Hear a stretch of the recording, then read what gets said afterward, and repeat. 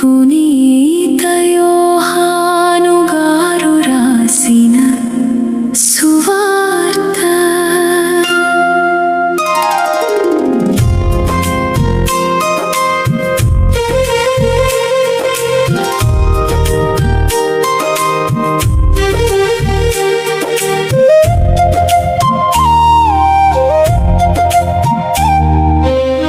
యేసు ఈ మాటలు చెప్పిన తరువాత ఆకాశము వైపు కన్నులెత్తి ఇలా ప్రార్థించారు: తండ్రి, సమయం ఆసన్నమైనది.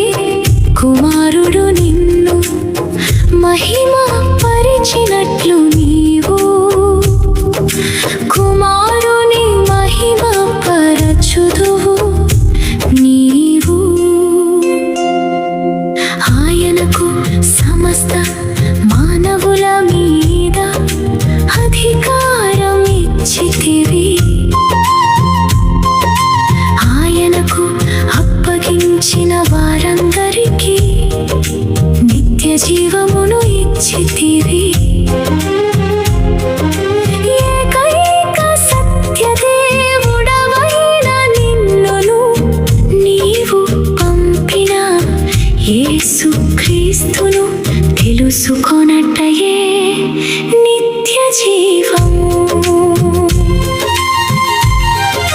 నీవు నాకు చేయమని అప్పగించిన కార్యమును పూర్తి చేసి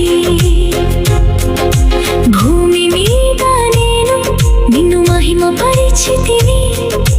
తండ్రి, లోకం కలుగక మునుపే, పుట్టక మునిపే నీతో కూడా నాకు కలిగి ఉన్న మహిమతో ఇప్పుడు నీ సన్నిధిలో నన్ను మహిమపరచుము.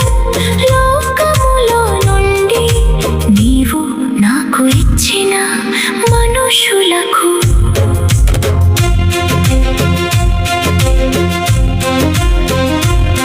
నీ నామమును తెలియజేసితిని. వారు నీ వారే, నీవు వారిని నాకు ఇచ్చితివి. వారు నీ వాక్యమును గైకొనేది.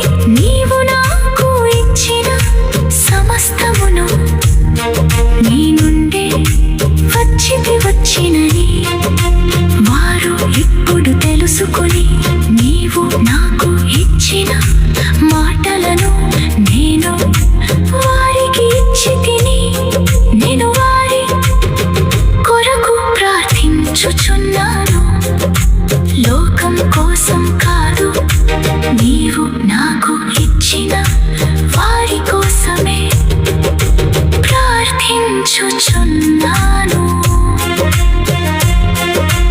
ఎందుకనగా వారు నీ వారే, నావన్నీయు నీవే, నీవన్నీయు నావే.